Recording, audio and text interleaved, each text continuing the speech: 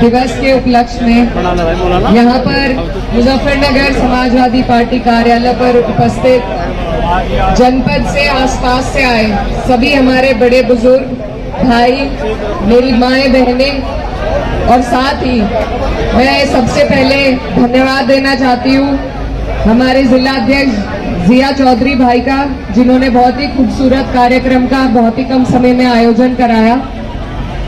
हमारे बीच में मेरे बड़े भाई और आप लोगों की विधानसभा में मजबूत आवाज पंकज मलिक जी, पूर्व सांसद कादिर राणा जी, हमारे गार्जियन हमारे अंकल पूर्व राज्य मंत्री राजकुमार यादव जी, राकेश शर्मा जी, मुकेश चौधरी जी, प्रमोद त्यागी जी, सत्येंद्र सैनी जी, बच्ची सैनी अंकल जी, हमारे बहुत ही आदरणीय और करीबी मास्टर इस्लाम चेयरमैन साहब, हाजी लियाकत साहब, माजिद भाई और जितने भी लोग जो मंच पर मौजूद हैं, जो समाजवादी के मजबूत स्तंभ हैं यहाँ पर, जिनका नाम मैं नहीं ले पा रही हूँ, आप सबसे माफी चाहती हूँ, लेकिन आप सबका दिल की गहराइयों से धन्यवाद करती हूँ कि आप लोग यहाँ पर मौजूद हुए और इस कार्यक्रम को सफल बनाया आप लोगों ने। आप सभी को बहुत बहुत बधाई।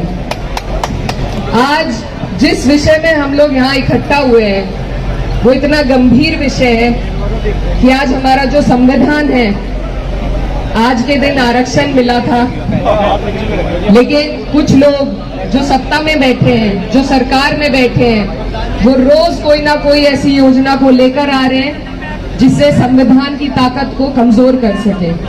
कभी सामने से प्रयास होता है, कभी पीछे से प्रयास होता है। आप ये देखिए, अगर संविधान नहीं होगा तो हम जैसे लोग जो पिछड़े हैं, जो अल्पसंख्यक हैं, जो दलित हैं, जो वंचित हैं, जो शोषित हैं, उनकी सुरक्षा कोई नहीं कर सकता। मैं नमन करना चाहती हूँ डॉक्टर भीमराव अंबेडकर साहब जी को, जिन्होंने हमें ये अनमोल तोहफा दिया। ये एक सुरक्षा कवच है हमारे सभी लोगों के लिए। इसी से हमें हमारे अधिकार मिलते हैं नागरिक के तौर पर सर उठा के इस देश में जीने के लिए। आज ये सरकार हमें ऐसी स्थिति में लाकर खड़ा कर दिया है कि हमें खुद ही अपने संविधान की सुरक्षा करनी पड़ रही है। जो चीज हमारे लिए सुरक्षा कवच के तौर पर बनाई गई थी, उसकी सुरक्षा का दायित्व भी आज हमारे ऊपर डाल दिया है ये ऐसी बेईमान सरकार है। तो इस सरकार को, इसकी नीयत को हमें करारा जवाब देना है। ये आज हम और आप सब मिलकर यहाँ से संकल्प करते हैं, क्योंकि जब तक हम बदलाव नहीं करेंगे, जब तक हम इस सरकार को नहीं बदलेंगे, तब तक ये इसी तरह के नियम लाती रहेगी। आज हमसे हमारा जो बिहार के हमारे भाई हैं, उनसे उनके वोटों का अधिकार छीना जा रहा है। ये एसआईआर नहीं है, ये बैकडोर की एनआरसी है, जिससे ऐसे लोगों को जिनके पास कागज नहीं है, यहाँ पर सभी लोग ग्रामीण क्षेत्र से भी ताल्लुक रखते हैं। कितने लोग हैं जिनके पास अपने घरों के कागज वहां मिलेंगे, या बिजली के बिल मिलेंगे, या पुराने हमारे बाप दादा के टाइम में कहाँ बर्थ सर्टिफिकेट बनते थे। कभी कभी जब म्यूनिसिपैलिटी में आग लग जाती थी तो सारे रजिस्टर वहीं खत्म हो जाते थे। तो आज वो लोग कहाँ से कागज दिखाएंगे। और मुझसे पहले वक्ताओं ने कहा कि जो 60 लाख 55 लाख लोग जिनका नाम निकाला जा रहा है, अगर इतने लोग बाहर से आकर बसे थे इस देश में, तो पहले सरकार क्यों आंखें बंद करे बैठी हुई थी।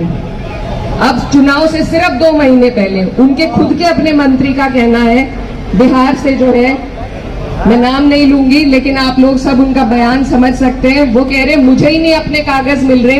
तो जो लोग सत्ता में बैठे हैं, जो सिस्टम में बैठे हैं, जब वही अपने कागज नहीं ला पा रहे, तो आप और हम और जो अंतिम कड़ी में खड़ा हुआ व्यक्ति है, वो कहां से अपने कागज ला कर देगा।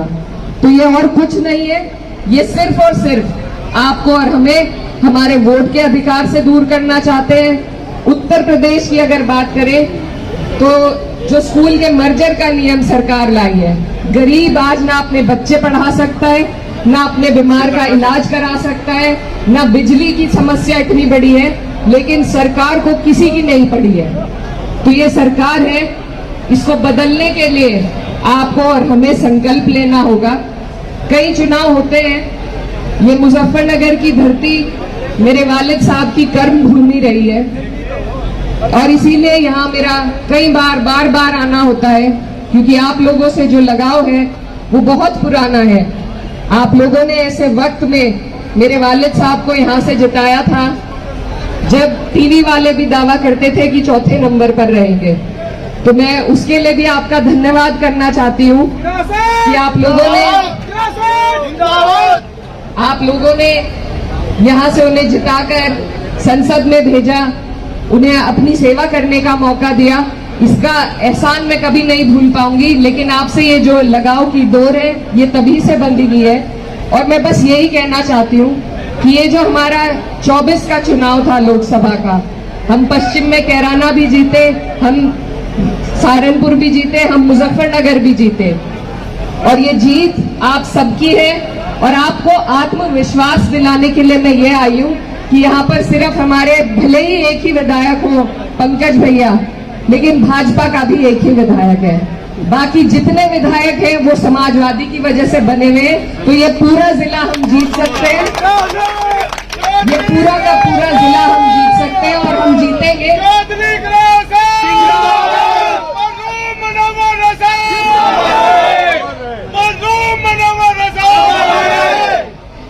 हमारा जो जिला है इसमें 6 सीटें हैं, समीकरण सब आपके सामने है। हम जो एक आध सीट अपनी चूक में हाल फिलहाल में हारे हैं, मैं सबसे ज्यादा महत्वपूर्ण उस बात को समझती हूँ और वही कहना चाहती हूँ कि आप लोग सब यहाँ जितने बैठे हैं, आप सब पार्टी की ताकत है, पार्टी के स्तंभ है। लेकिन अगर हम अपनी खींचातानी में दूसरों को मौका दे रहे हैं, दूसरों को जगह दे रहे हैं, तो ये हमारी बहुत बड़ी भूल है, गलती है। जब सरकार बनेगी, जब माननीय राष्ट्रीय अध्यक्ष जी मुख्यमंत्री बनेंगे, तो एक एक व्यक्ति उनकी सरकार आपने हमने देखी है, महसूस किया है क्या ताकत होती है उस सरकार में। तो उनका एक एक व्यक्ति, एक एक कार्यकर्ता मुख्यमंत्री बना रहता है। इसलिए आपस में झगड़ने की कोई बात है ही नहीं। और हमें बहुत सूझबूझ के साथ, मेरे भाई यहाँ खड़े हैं बहुत सारे, फोटो हम ले रहे हैं, लेते भी रहेंगे, लेकिन हमें बहुत खामोशी और संजीदगी के साथ तैयारी करनी है। यहाँ जितने भी लोग मौजूद हैं, ये कोई एक एक व्यक्ति नहीं है, इनके एक एक के पास मुझे मालूम है पूरी की पूरी विधानसभा को प्रभावित करने के वोट यहाँ पर एक एक आदमी लिए बैठा है। तो आप लोग अपनी ताकत को समझिए, मेहनत करिए और मुझे पूरी उम्मीद है कि आप और हम लगकर जब एक एक सीट पर मेहनत करेंगे तो हम अपना 27 का लक्ष्य जरूर पूरा कर पाएंगे। लेकिन उसमें हमें सोच बड़ी रखनी है, दिल बड़ा रखना है कि मेरी सीट में जीत लूं, अगली कोई हार जाए, ऐसे काम नहीं चलेगा। ये 2 बार से इसी वजह से हम हार रहे हैं। पिछली बार के अगर हम आंकड़े उठाकर देखेंगे तो बहुत कम वोट, कई सीटों पे 100, 150, 350 वोटों से हम हारे हैं। तो हम जितने लोग यहाँ मौजूद हैं, सभी को ये कोशिश, ये मेहनत करनी होगी कि हम अपने लोगों को संगठित करें। टिकट चाहे किसी का भी हो, चुनाव चाहे कोई भी लड़े, आपका हमारा लक्ष्य होना चाहिए सरकार बनाना। क्योंकि अगर इन्हीं बेईमानों की सरकार रही तो आप और हम इसी तरीके से परेशान रहेंगे। हमारे जीने में, हमारे आगे बढ़ने में कोई सुधार नहीं आ पाएगा। तो हमें समझदारी करनी होगी और सिर्फ सड़कों पर उतरकर समझदारी नहीं होती, एक एक वोट को जोड़ के, एक एक आदमी को मनाकर, तब जाकर हम सरकार तक पहुंच पाएंगे। तो आज संविधान मान स्तंभ दिवस के दिन मैं आप सबसे ये वादा लेना चाहती हूँ कि आने वाली 27 में पूरे के पूरे जिला मुजफ्फरनगर हम जीतेंगे या नहीं जीतेंगे? आप सब मेहनत करेंगे, क्योंकि जब हम एक एक सीट को जीत कर अपने राष्ट्रीय अध्यक्ष जी को देंगे तो हमारा रास्ता बहुत आसान हो जाएगा। और मैं अपने सभी भाइयों को, बड़े बुजुर्गों को, मेरे जो एडीएम प्रकरण में मेरे साथ खड़े हैं, आप सबका धन्यवाद देना चाहती हूँ। और ये मेरी बेइज्जती नहीं है, मैं इतनी बड़ी नहीं हूँ, मैं आप सबकी बहन हूँ, बेटी हूँ, लेकिन ये उस पद की, उस सदन की बेइज्जती है जहाँ पर आपने मुझे भेजा है। और हम ये लड़ाई लड़ेंगे, पूरी हद तक लड़ेंगे, आखिर तक लड़ेंगे।